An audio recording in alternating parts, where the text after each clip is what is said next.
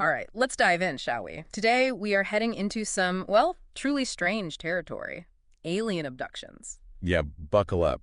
It certainly gets strange. But honestly, there's this undeniable human curiosity, right? This sort of pull towards these stories. Absolutely. I mean, you look at the sheer number of accounts, sometimes the consistency of the details, the raw fear people report. Mm-hmm. It's hard to just dismiss it all out of hand. It really makes you wonder. Exactly. And that wondering, that's kind of the mission for this deep dive. We're exploring one specific, very unique perspective on it all. And that perspective comes from Philip Canella. Right, we're focusing on his work, particularly his own alleged abduction experience, and how he connects it to these, well, deep philosophical concepts like souls, the afterlife, Yeah. even technology. Yeah, he really weaves a lot together. It's quite something. So let's start with Canella's own claimed experience. He says he was abducted back in, what, 1989? That's right, 89. And how he describes it is Wow, interesting. so, He's characterized it as both traumatic, which you kind of expect, right? Such an invasive thing, sure. but also oddly ethereal, almost dreamlike, he says. Traumatic but ethereal. That's quite a combination. It is. And a specific detail he often emphasizes is being transported through walls. Ah, yes. That's a recurring motif in abduction accounts, isn't it? This sense of defying physical barriers. It really is. And for Canella, that experience seems to have been, well, a catalyst for some pretty radical thinking. He moves beyond just the physical event itself. Completely. He transitions into this whole theory about the classic big-eyed aliens, the Greys. Okay. And he believes their abductions aren't primarily about physical experiments, not in the traditional sense anyway. Not just the probing and samples we often hear about. No.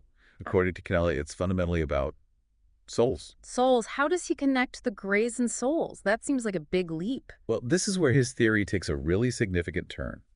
He suggests the Greys have engaged in extensive cloning of themselves, like over a vast period of time. Okay, cloning. That's already a complex idea in itself. And he argues that by cloning themselves so much, for so long, they've essentially broken something. Broken what? What does he mean? Their connection. Their connection to what he refers to as the natural order of things, or the soul cycle. So he's positing a kind of natural, biological, or maybe spiritual blueprint, and cloning somehow disrupts that. Precisely. Within Canella's framework, he raises this question. Can a clone, something created artificially, truly possess a soul in the same way a naturally born being does? So he's saying natural birth itself imparts something special, something essential that the Greys have lost through cloning. That seems to be his implication, yeah. By replicating themselves artificially for ages, they might have lost something vital, something that links conscious beings to a spiritual source or realm, something inherent in natural creation. Meaning they might be unable to return to that source after death. They're kind of stuck outside of. The field of creation, as he puts it, yeah. They might be trapped in some fundamental way. That's a profound idea. And honestly, kind of a sad notion if you think about it. It is. But if they lack this connection, or maybe souls themselves, how does he believe they experience anything? Can they feel? Well, Canella's perspective is that they are aware of what they're missing. He actually portrays this awareness as the source of, well, deep lack or even suffering for them. Aware of what they've lost. Okay, that definitely shifts the perception. It's not just cold experimenters then, it's something else entirely. It does change the picture, and that brings us right to the critical question. If their abductions aren't just for experiments, why are they doing it? What's the purpose? And Canella's answer, He believes they're trying to fix it. fix it. Fix their soul problem. Specifically, yes. Fix their disconnection from souls or those essential soul-like qualities. And how does he think they're attempting this repair? This seems huge. This leads to the next really wild turn in his theory, hybridization. Hybridization. Yeah. Canella thinks the Greys are trying to create a hybrid human-alien species. Human-alien hybrids. Okay. With the goal of somehow acquiring souls or soul qualities from us. That's the core idea, basically, yeah. Now, the precise mechanism Canella describes is complex, but it boils down to the Greys attempting to incorporate human soul characteristics, or maybe just our connection to that natural cycle, into their own lineage through these hybrids. So it's not necessarily about transferring a whole soul like a package deal, but maybe specific qualities or connections that we have. Exactly. Perhaps emotions, qualities like compassion or love.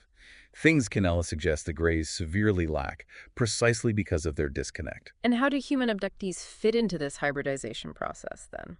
This is another layer. Canella posits that Greys might be forcing abductees to bond with these hybrid children. Forcing them to bond? To what end? To teach the hybrids emotions, is that the idea? That appears to be a significant part of his theory, yes.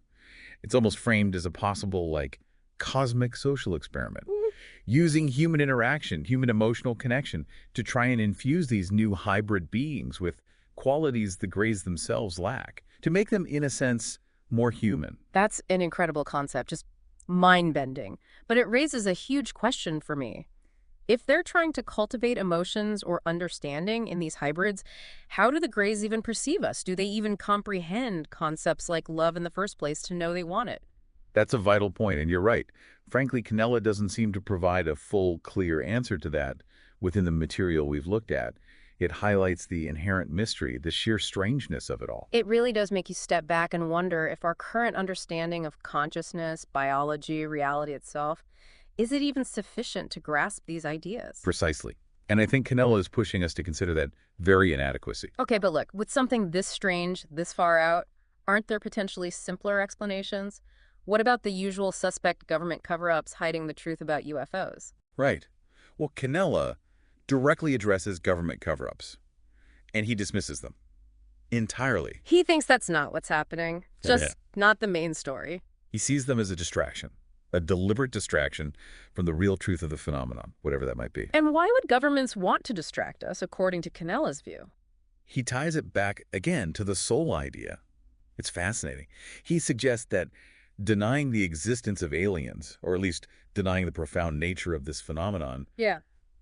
it's almost akin to denying the existence of the soul itself. Denying both challenges our fundamental worldview. Is that the connection? Exactly.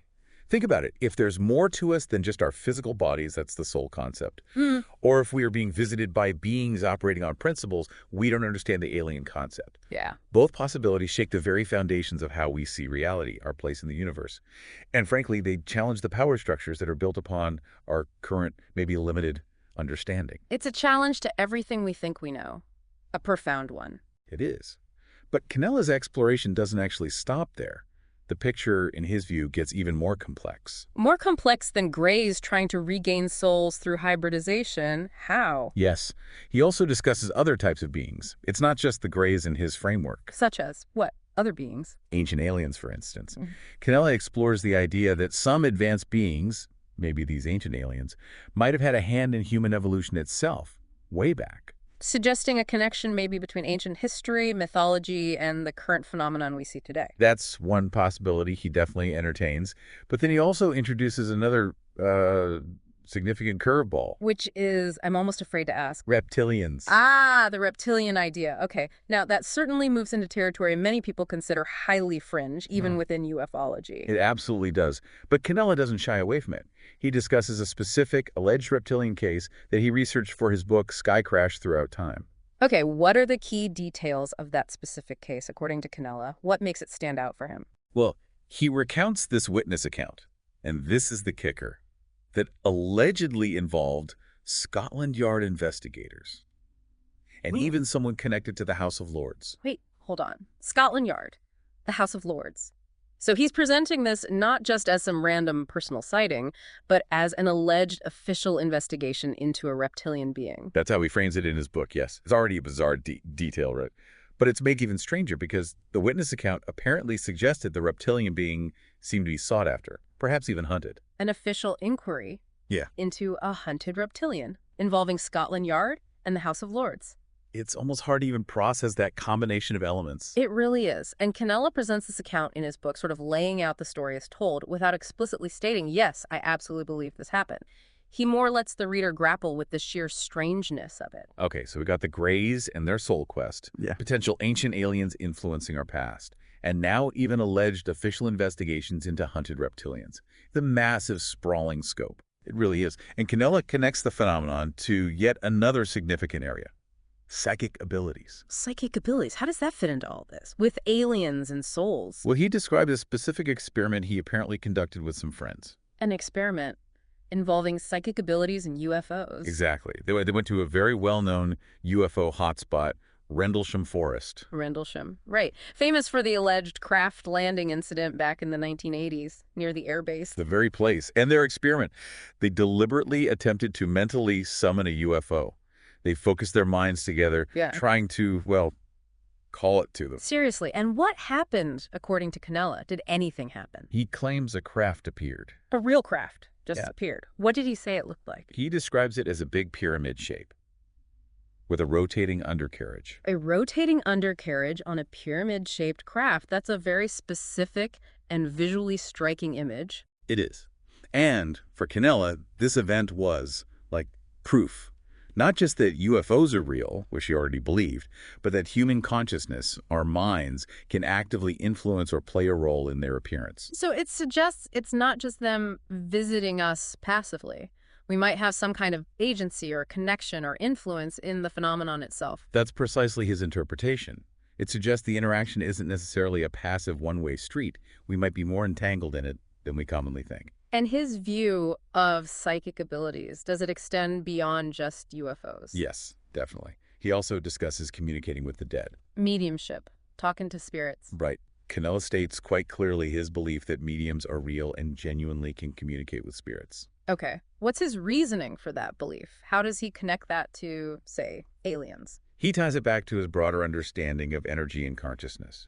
He suggests they aren't limited strictly to our physical bodies. So in his view, death isn't the absolute end. Some part of us, some consciousness or energy, persists and can potentially be communicated with. That's his position, yes. It's all part of this larger interconnected view of reality, consciousness, souls, and the unknown. It all fits together in his model. It's a fascinating framework, definitely. But often these ideas rely so heavily on personal experience or belief. Does Canella offer anything else, maybe something more tangible, to support these wide-ranging connections? Well, he does share a more recent personal story, something that happened to him that he connects to the broader phenomenon. Oh, what happened? He had visited a doctor for an ear problem, just a routine check for something bothering him. And during the examination, the doctor apparently found something unusual inside his ear canal. Found something, like what? Inside his ear? He describes the object as looking like a tiny crystal, and he immediately interpreted it as a possible implant. An implant. And the doctor's reaction? Apparently, the doctor even made a joke about aliens when he found it. Something like maybe the aliens put it there. Wow. Which, given Canella's history and beliefs, must have resonated very significantly with him. Indeed. Canella connects finding this object directly back to the whole idea of alien tracking. He suggests abductees might carry such implants, perhaps unknowingly. And this implies that alien activity, if real, involves more than just information gathering or some spiritual quest. It suggests an element of monitoring or even control. That's certainly the implication he draws from it, and he broadens that point interestingly. He draws a parallel between this idea of alien tracking or control and the pervasive tracking we see in modern society through our own technology. Like our phones, computers, data collection. Exactly. All of it. He sees modern tech tracking as a form of control, too. A very real one. He sees them as comparable, alien implants and smartphone tracking. In a sense, yes. He views our own tech with strong suspicion. He's even stated publicly that he would refuse a chip implant, the kind sometimes proposed, even if offered. He seemingly preferred the risk of being abducted again to being tracked by our own human technology. That's a really powerful stance. It highlights how, for him, the alien phenomenon isn't some isolated, weird thing. It's deeply intertwined with our own trajectory as a species, with our technology, with control. Absolutely. It links aliens, souls, technology, control. It all weaves into one grand, complex, and maybe, unsettling interconnected worldview for him. It's definitely a lot to process. Canella is really, really pushing us to reconsider just about everything we think we know, isn't he? He absolutely is. The UFO phenomenon, when you look at it through his particular lens, isn't merely about lights in the sky or physical encounters anymore. It becomes about fundamental questions of our identity, our beliefs, the very nature of reality itself. And as you said earlier, that blend of terror and excitement is so palpable in these ideas. It's deeply unsettling, but also kind of thrilling. Absolutely. It's challenging and provocative at the same time. So after going through all this, hybridization, souls, reptilians, psychic summoning, implants, where does Canella leave us? What's the core message he wants us, or you, the listener, to take away from all this? I think fundamentally his core message is about the search. The search. What does that mean exactly? Yeah. He doesn't claim to have definitively proven everything right or to hold all the final answers, but he passionately urges us to ask the questions, to think deeply about all of it. Even the parts that are uncomfortable or incredibly strange, or maybe even frightening. Especially those parts. I think that's key. Canella really makes you think, even if you don't buy into every single detail of his theories. The value, for him, seems to be in looking beyond the mundane, beyond the everyday, and considering the bigger picture. Like the implications of the technologies we're developing right now, you mentioned that earlier. Precisely. Modern cloning, artificial intelligence, genetic manipulation. We are already playing with forces that touch upon some of the very things Canella discusses in the context of the Greys. And his implicit warning seems to be, Be careful. Be really careful with these powerful forces. If we lose sight of what makes us essentially human, or if we manipulate the core aspects of life without truly understanding the full implications, well, we might risk ending up like the Greys he describes. Yeah. Disconnected, lacking something vital, broken. bringing it right back to his central theme, the soul, or whatever that essence is that makes us human. Yes. Canella seems genuinely concerned that in our headlong rush of technological progress, we risk losing something profoundly important. And if any part of his perspective holds truth, that knowledge carries a significant responsibility for us. It really does elevate the whole conversation, doesn't it? It moves beyond just arguing about whether lights in the sky are spaceships to talking about the meaning of life, the really big questions. That's exactly what makes diving into perspectives like Canella's so fascinating, even if challenging. It pushes boundaries. Wow. Okay. So we've journeyed through Philip Canella's world: aliens, souls, hybridization, alleged conspiracies, psychic powers, implants. It's certainly been quite a wild ride exploring this unique lens on the phenomenon. It definitely has. A lot to chew on. So what do you, listening right now, do with all this? Where do you go from here after hearing these ideas? I think Canella's suggested path forward is pretty clear, actually. Keep looking. Keep asking the questions. Don't be afraid to question everything. Especially the things you think you know for certain, maybe. Precisely those things. The universe is likely a far stranger, more complex place than our everyday lives might suggest. And perhaps we're only just beginning to glimpse its true nature. So stay curious, keep an open mind about it all. Yeah, absolutely. And maybe, just maybe, you'll start to see the world, and perhaps ourselves, a little differently. Thanks for joining us on this deep dive. Until next time. Keep looking up.